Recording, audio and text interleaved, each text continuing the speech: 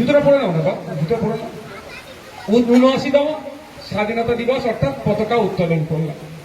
একটা জিনিস আমাদের কনফিউজ হয়ে যায়, আমার মধ্যে যদি কিছু ভুল থাকে সেটা শুধরে দেবেন।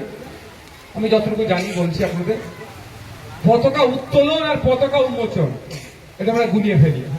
অনেকে দেখবেন আজকেও পতাকার মধ্যে ফুল ঢুকিয়ে দেন, এটা সম্ভবত উন্মোচনের জন্য হয়, যেটা ২৬শে জানুয়ারি। আর ১৫ই আগস্ট হচ্ছে কি পতাকা উত্তোলন, এখানে ফুল দেওয়া যায় না, এটা যেন মনে থাকে যদি আমাদের সবচেয়ে ঠিকঠাক হয়েছে। বিষয়টা হচ্ছে এই যে পতাকা, এর জন্যই প্রায় ২০০ বছর ব্রিটিশদের বিরুদ্ধে আপনার আমার পূর্বপুরুষরা লড়াই করেছে।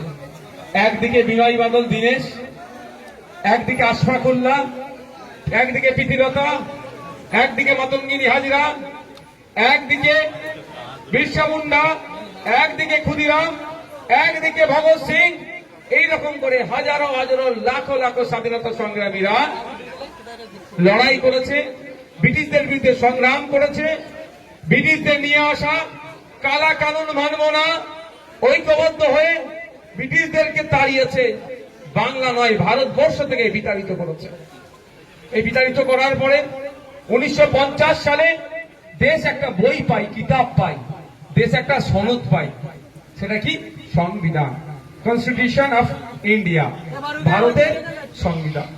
ওই সংবিধানের মধ্যে আপনি দলিত, আপনি আদিবাসী, আপনি মুসলমান, আপনি সংখ্যাগুরু, আপনি সংখ্যালঘু, আপনি কৃষক, আপনি শ্রমিক, আপনি সর্বোপরি একজন ভারতীয় নাগরিক, আপনার কি অধিকার, আপনি কি কি পাবেন, সরকারের দায়িত্ব কি, আপনাকে কি কি দেওয়া, সেইগুলো লিপিবদ্ধ আছে।